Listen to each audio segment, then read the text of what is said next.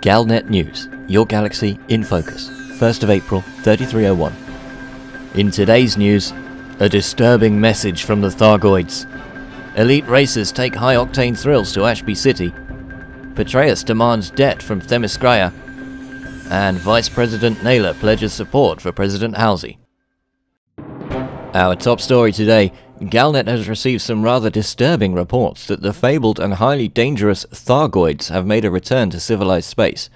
The following transmission, dated April the 1st, was received from the Caprifornasis system. I am Zardos of the Thargoids, and I greet you puny humans. Our great queen is no more, and we must find the suitable replacement for our mighty hive intelligence. She fell down the stairs. Kind of unfortunate, really. Enough of that. We have selected the one you call Giorgio Algeria for his clearly supreme intellect and leadership skills, and he will join us immediately. End transmission. That went well, didn't it? I'm pleased with that. What do you mean it's still on? We contacted Giorgio Algeria, leader of the Farmers' Union of Caprifornasis, for his reaction to this surprise announcement. Well, it's like, at first, I was like, bruh, you're like an insectoid master race. No way, I'm cool with that, you guys. And then I was like,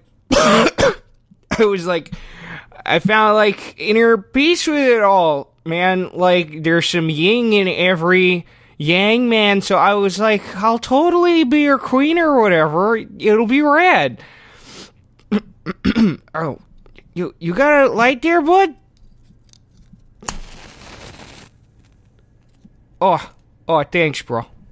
Galnet understands that the new leader of the Thargoids will take on his new role immediately, and I, for one, welcome our new insectoid overlords.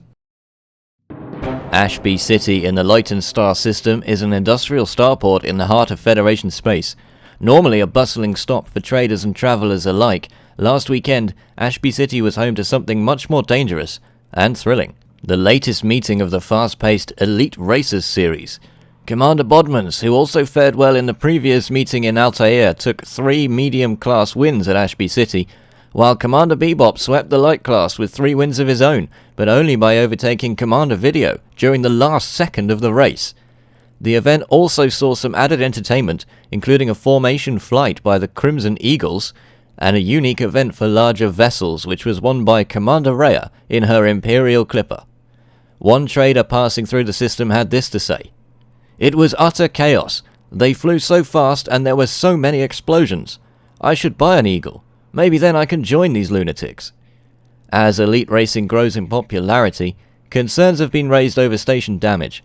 The federal government has yet to acknowledge this potentially dangerous activity, while according to the elite racers, Core Dynamics has seen a massive increase in Eagle sales.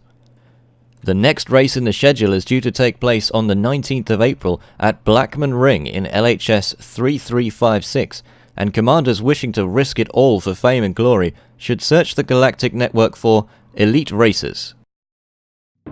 In Empire News today, Chip Washington reports from Themiscrya. The small system of Themiscrya has found itself embroiled in a row with the Imperial Senator Denton Patreus. According to sources close to the situation, last year the Nationals of Themiscrya borrowed heavily from the Senator in order to initiate a regime change in Themiscrya.